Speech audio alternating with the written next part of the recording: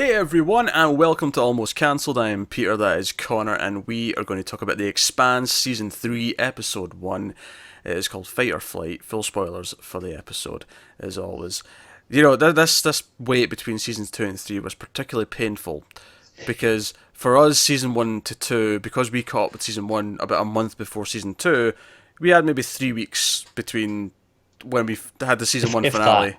to when we watched Yeah. the season 2 premiere. So the wait between the season 2 finale and the season 3 premiere is painful. Yes. And what's funny about it is watching this episode is I'm like, and I remember thinking this about the start of season 2 as well, but this one was a lot more noticeable, is that it really feels like it just runs straight on from Yeah. before. Yeah. It does, doesn't it? There's no, that was a closing of a chapter and then there's a bit of a time jump and then we're starting fresh. There's none of that. It's just, It it doesn't feel like it's split into seasons in the way most TV does. Even no. most very serialized TV still has distinct seasons. Yeah, I mean, This obviously there was stuff doesn't. in the finale that made it feel like a finale last time and so on, but There's not much in this that makes it feel like a premiere, though.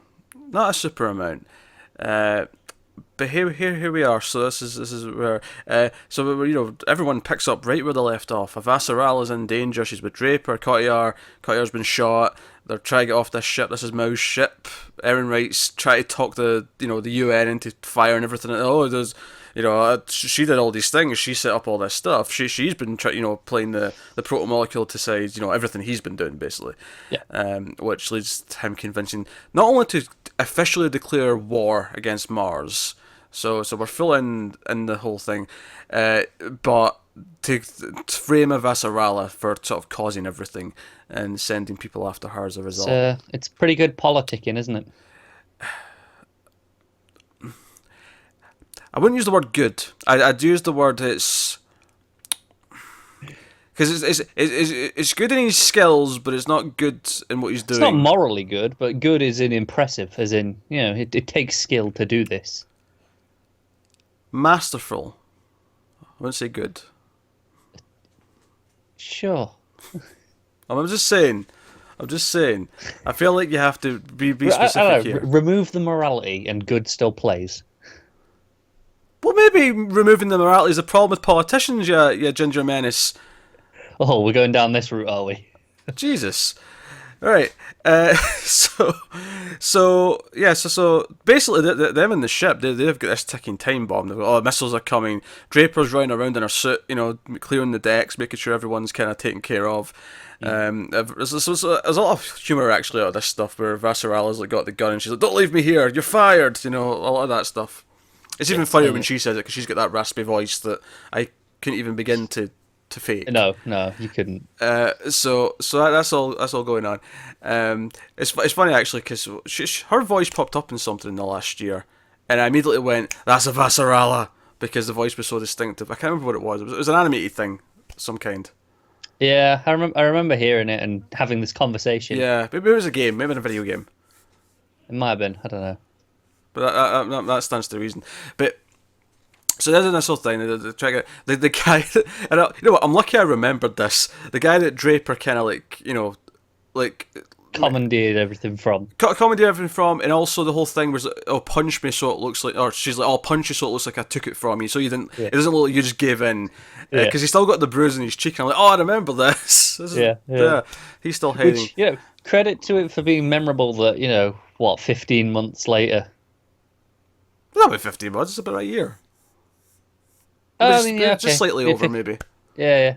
I was thinking since it started, but yeah, you're Yeah, right. since season 2 finished, it's been just over a year, I think. Maybe Yeah. maybe even bang on a year. So the other thing I vividly remember, because I laughed so much from the finale last year, was Draper being so excited by the free food. Actually, I think that was the second last episode. But regardless, Yeah, they're on it this was. ship and there's the free food, and she's all like, "Oh, hey, Cotillard, you want some It's villavongs?" free, take it. So a lot of fun stuff here. There's a lot of stuff with her. They're trying to get to. It's like, oh, how do we get off this ship? There's missiles coming. We have to leave. He mentioned that his daughter had a race ship at the top of the ship. So they Yeah. go up and find this race ship, and it's like, oh shit, it's a 2-seater. And Cotillard's being all, oh, I'm the bodyguard. I let you go. Draper can take care of you. Now him and the other dude do go for the sort of the regular evacuation ship. Escape pod. Escape pod, yeah. And yeah, I'm assuming they made it out because I don't think we're losing Cotillard. I mean, this show has killed off characters before, so it wouldn't Yeah, I surprise mean, me. I can see it going either way. We see them drop out, but I don't know. I'm not sure. I'm not certain that they survived. Yeah, I'm not certain they did or they didn't. If that makes sense, either. Yeah, But yeah. I like if they tell me next episode that they're dead, I've not written them I'll off. assume that. If anything, I'm expecting to see it landed somewhere, and the other dude's got like a big bit of metal stuck through him, so he's dead. But Cotillard's like, oh no, I'm fine.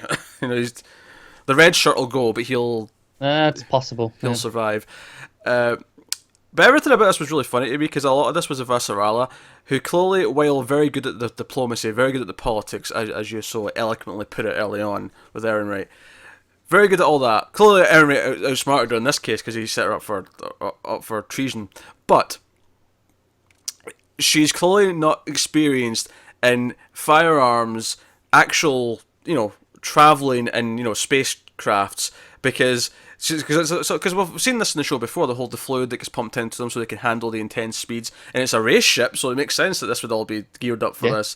And it's like it's when it's like, right, sit back and take this. You're going to need this for the speeds we're going at. And she's like, get me off this ship right now. I'll blow up with the rest of the ship. It's fine. So good. Oh, that was cracking me up. Also, the bit that really got me is when Draper comes back into the room and she just immediately starts shooting at her. Oh yeah, she fires it like 5 times before she realizes who it is. She's like, "Oh, good job, ma'am." And quite just like, "I'll take that, Avasarala." Yeah, I'll take it. So that was it. If I have a complaint about this episode, it is really that it ends at a really abrupt moment when they fly off at the end in the race ship. It's kind of weird. I remember this happening once or twice last season as well, where it just felt like it just cut to the credits. Again, it's kind of going back to that whole, we don't adhere to the structure of a TV show, it just follows. It even just needs like another couple of seconds of letting the moment sit. Yeah, maybe. And then cut to the credits. It wouldn't feel as weird. Maybe a couple more moments, and maybe the music sting could just let you know. This is us wrapping up. This is the music wrapping up to the climax. Yeah. But I mean, just even after, as it flies off, just another couple of seconds of even just empty space. Yeah. That's all you need. And basically the Star Trek exit where the ship goes, in a hyperdrive. Essentially, goes yeah. Away. Yeah. But hey, and again, the music in that ramps up, dun dun dun dun dun dun, until so that was the Avasarala stuff, right? Entertaining stuff. Obviously, the stuff that tags onto that is the Erin Wright stuff on the ground. We kind of mentioned that, where he convinces everyone to go to war.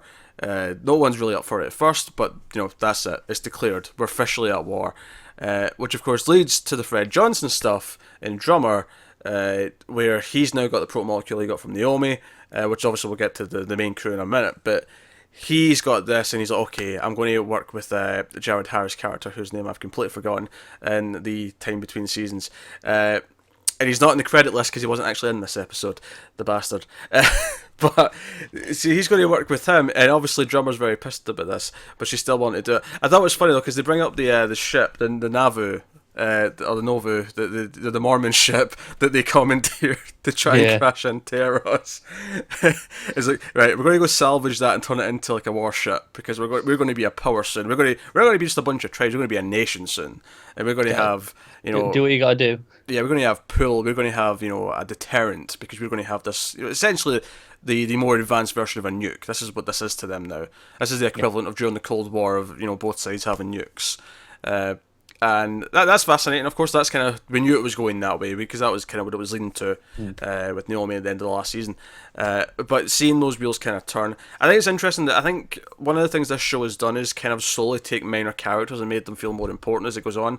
And I think Drummer's one of those characters where I feel like even just from her introduction in this episode, where she gets her own introduction scene, she gets a scene where she's doing like pull-ups, or actually no, she's doing upside down sit-ups for hanging upside down. I don't know what you call those. I don't know if there's a specific name for those.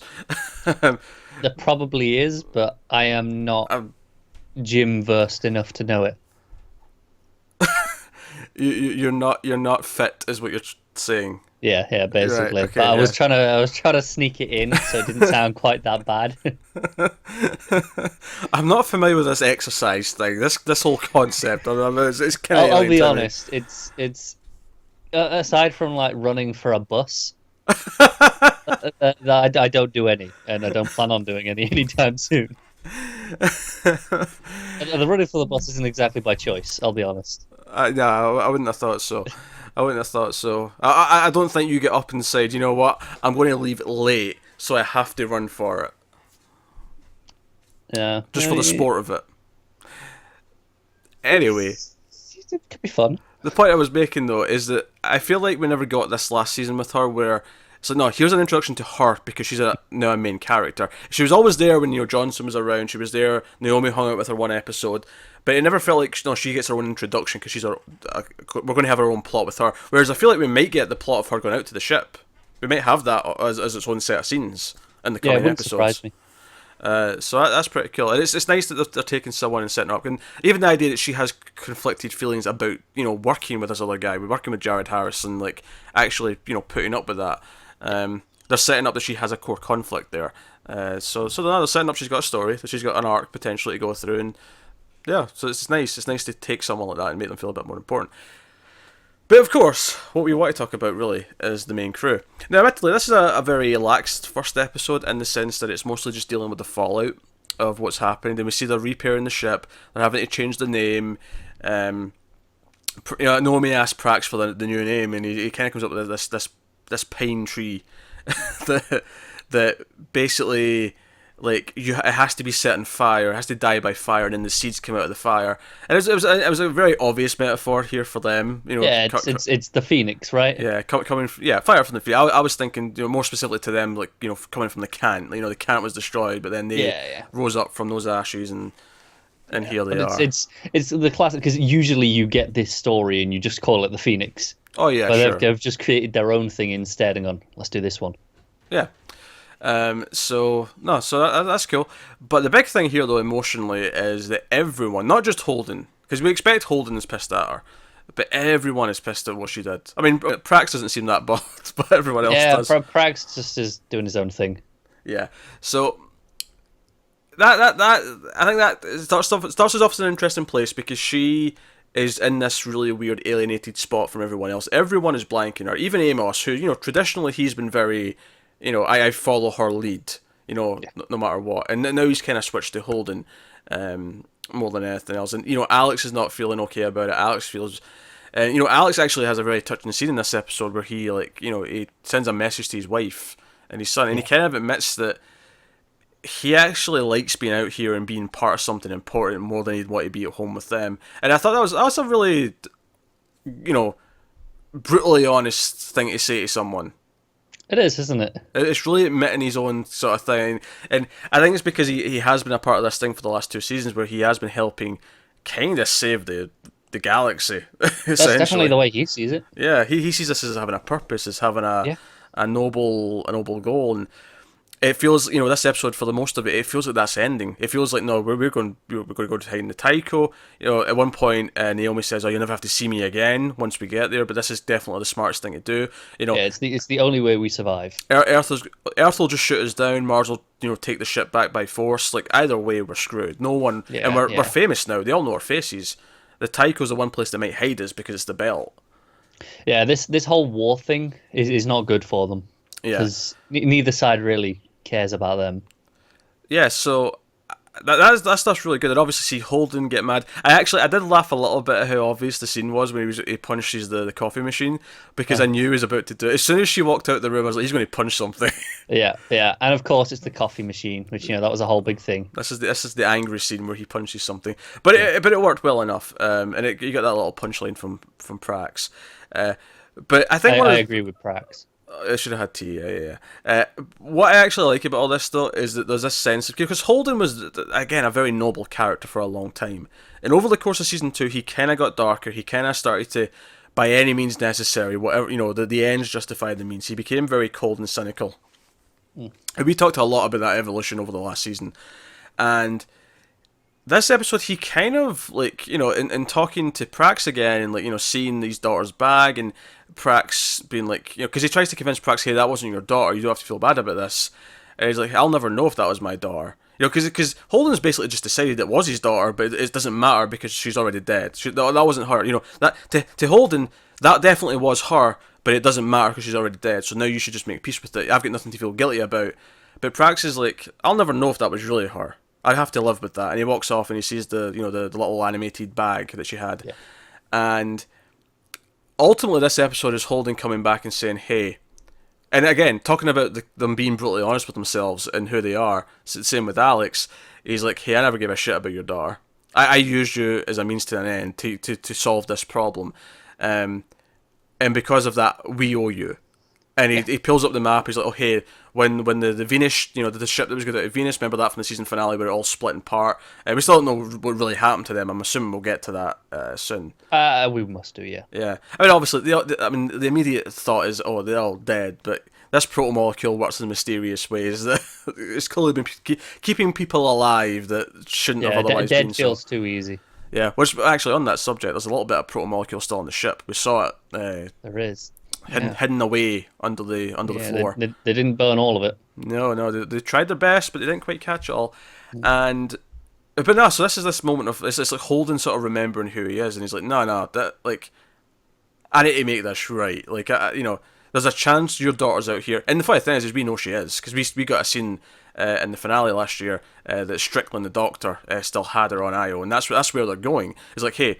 When this happened here with us, the Venus ship thing happened at the same time. There was also a reading, though, that matches these that came from Io. So there's some sort of proto-molecule thing going on out in Io. Yeah. And it tracks this. So that's where they're heading. And, it's kind of funny to me that Naomi is kind of like... She's not an awful person at the end, but she is kind of the antagonist in that she's the one who doesn't want to go. She's the one who's saying, no, let's go and save our skins because we're screwed. It makes sense in context because obviously we have the extra information that they don't. As far as most of them are concerned, yeah, the daughter's dead. We should be worrying about ourselves. Yeah, but it's actually very endearing, because Alex quite, understandably given the previous scene and him liking having a purpose, him liking having like a noble goal to work towards, it makes sense that he's the first one to jump up and say, hey, I'm in. And Amos, is like, hey, screw it. Yeah, let's do it. F it, I'll do it. Yeah. And, Naomi's like pissed. I mean, she's just outvoted at this point. It's funny though, but they've done this thing with Naomi where I still like her as a person. I understand her motivations. I understand where she's coming from. But my first thought during this scene was, is she going to try and sabotage the ship so they can't go? Because we've seen that she's been selfish like this in the past. Because... Remember, Alex brings it up in this episode when they first discovered the proto-molecule. Before they realised maybe what how much Earth and Mars were involved, he wanted to just give it to Mars. He's like, oh no, I trust Mars; they can handle it. And they agreed as a group that was a bad idea, and then she just decided on her own to give it to someone. Yeah, exactly. She's always just kind of gone off and done her own thing. She's got this thing where she feels like she knows best. Which is funny because I feel like it's very hypocritical given a lot of the speeches she probably gave Holden over the course of season 1 and a good chunk of season 2, I imagine. Yeah, definitely. Because that was a big thing, is he was very self-righteous to begin with, and like he kept having to be talked down, hey, we're not this, we're not that. And I actually I find it kind of endearing that maybe in a way he has rubbed off on Alex, and maybe even Amos a small amount. Like Amos is a very difficult character he's just to crack. In it for the fun, isn't he? Basically, he's there for the thrill ride more than anything else. But I think Alex is kind of the like, obviously Holden has been a heart of the show in some way, but he's very definitely evolved. He's definitely made mistakes. He's become a more complicated, flawed character. I think Alex is kind of this neutral heart that's always there. Is like, no, he's the nice one. You never hate Alex. I feel like there's never been a time where I've been angry or upset with Alex in any way. No, I always find it amusing that Alex is obviously, he's the one that's got the Martian background, where everyone else is, the Earth or the Belt, and he's the one that feels the most human, which is obviously we're supposed to side with Earth by its nature, right? Like we're just you assume that at first. Yeah, I guess. I think my instant thought with that sort of stuff is, especially with this, where it is all human beings, it's all people who have moved from Earth, it's colonies. I think my instinct is to side with the Belters more because they're the underdogs. They're shat upon. That's the thing. The Belter, that's your working class. Yeah. Because Mars is very much they're a military first, or like of course they have other things. They're a society, but they're a military society first and foremost.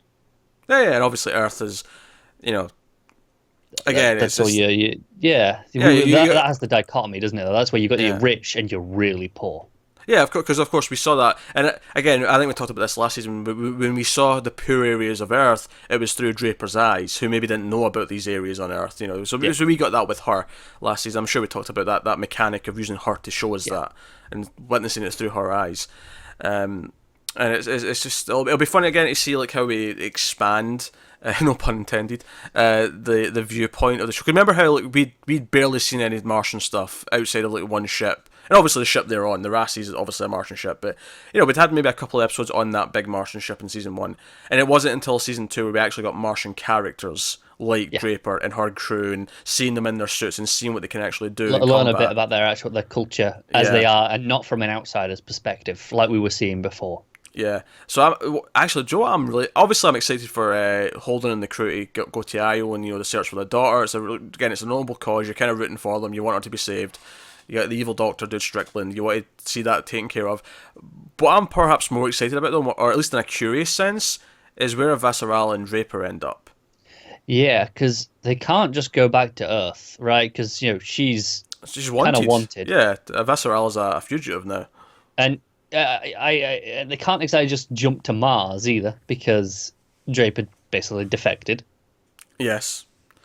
So it's like, okay, where do they go? Because they can't really go to either side. But both sides of them want one of them, but they'll probably maybe take them in for the sake of the war. Like, they go, all right, well, we can use you. Yeah, sure.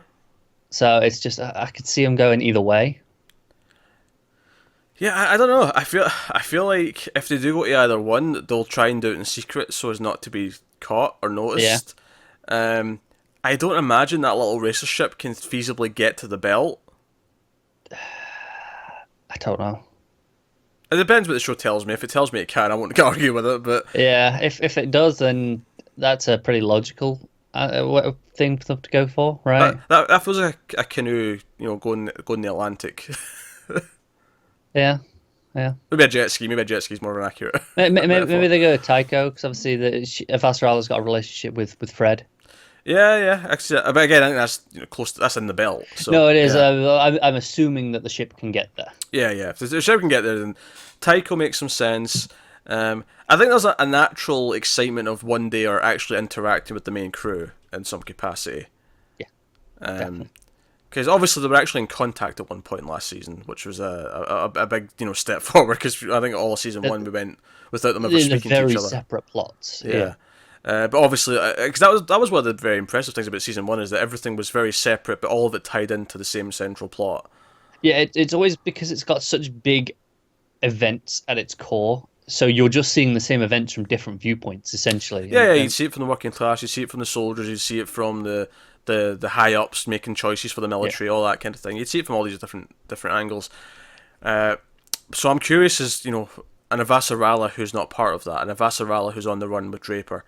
Yeah, I think that's going to be really interesting to see what she does. Yeah. And will Draper get more food? That's the big question. I hope so. I want to see her walk into like a room with a giant buffet and just yeah, it's like, oh, this is it. I bet she sniffs the cake. Bet she does. She's a right cake sniffer. For anyone who's not been watching Series of Unfortunate Events on Netflix, you won't get that joke. That's okay. But you should probably go watch it. It's a good fun. It's not nothing like The Expanse, but it's a good fun time. Yeah. No, but that was the first episode. That was it. I feel like it was a fairly straightforward light episode because it was mostly setting up the emotional kind of where are our characters, where they wanted to go, how are they all feeling, but it ultimately left me feeling quite sort of uplifted because they all had this kind of, no, we're going to go do something heroic and good because it's good and not because right.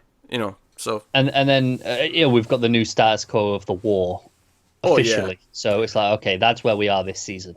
Yeah, and it's worth mentioning, of course, the second book started around episode 6 of season 2, and that's called Caliban's War, which is the name of the finale. And this is very much, we're just into the war now. So I'm curious to see, is the rest of the season the rest of book 2? Do we finish book 2 somewhere along the way? Yeah, obviously book 1 was about a season and a half. Yeah, season 1 was shorter though.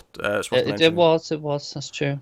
So we'll see. I mean, they've clearly showed us they're not afraid of just ending when it needs to end. They're not going to drag it out to make sure it hits a season ending or anything like that. Yeah, absolutely. And on that, I mean, if we go this, what was 15 episodes was the first book. So if you go by that logic again, we had 8 already. This was 9, so there's another 6 of book 2. If it was about the same length, I don't know if it will be. There's no reason why it should be necessarily. No, that would make sense if it is. But Even if the book's the same length, that doesn't mean adapting it works out. no, to it the really same depends on what happens in the book and the way that translates. Yeah. But hey, super excited. So glad to have the show back. I needed my good space show back in my life. I'm loving the effects are still great, barring one little part. It was the bit where Draper was outside on the ship and she was When Spider-Man up the side of the ship with the mag gloves. that stuff looked all right. Oh, it was when she was that was falling, if you could call it falling in space. Yeah, when she's Yeah, when she she loses the grip and she goes flying back, and I'm like, okay, it looks a bit strange now. I like that scene because at first you're going, why is she falling in space? And you're like, no, the ship's moving. That's why. Exactly. It just looks like she's falling. It's actually the ship that's moving, not her. Yeah. So that's just good fun. No, that's fair. That's fair. But no, it typically looks good. I think what was interesting, obviously, since last season we've had Star Trek Discovery. This is a much better show than Star Trek Discovery. Let me make that very clear. Star Trek Discovery, though, probably has a bigger effects budget. That said, I actually prefer how this looks most of the time, if that makes sense. That's fair. I think objectively, Star Trek looks better in terms of it's just purely on the effects. They are better, but this has more of a style. Well, I think they both have a style, but I think the problem with Star Trek Discovery is that it styles to extreme, and that's why it bugs me more. Whereas this, I actually think looks better overall because it has a style, but it's a very restrained style. It knows it. It is, yeah. It's a bit more cohesive as well, though. Yeah. So no, that's holding up very well. So no, it's funny. I say that I'm happy to have my space show back as we're getting Lost in Space on Netflix tomorrow. Yeah. So we'll have double space. It's not like we've really had much shortage of space. Just like you said, we had Star Trek not so long ago. Star Trek's its own beast, though. I feel like. Oh, that's fair. That almost counts for 0 because it's just a Star Trek. There's always going to be Star Trek of some kind. It's fine. And I get you. But hey, saying it kind of counts. Hey, so that's the premiere of season 3. So we'll be back, of course, next week with episode 2. Let us know what you thought of this one in the comments below. Like, subscribe, all that stuff. Get us in the Twitters at mail_fuzz for channel updates. The audio feed with this in it, the almost cancelled cable TV feed, if you want to call it that. There's a link in the description. You can get that on there. You can get us on patreon.com/mailfuzztv if you want to support the channel and everything we do here. You can do that over there. There's a link again in the description. But otherwise, that is us. So thank you once again for watching. Keep watching TV, guys. Have you got any vanilla?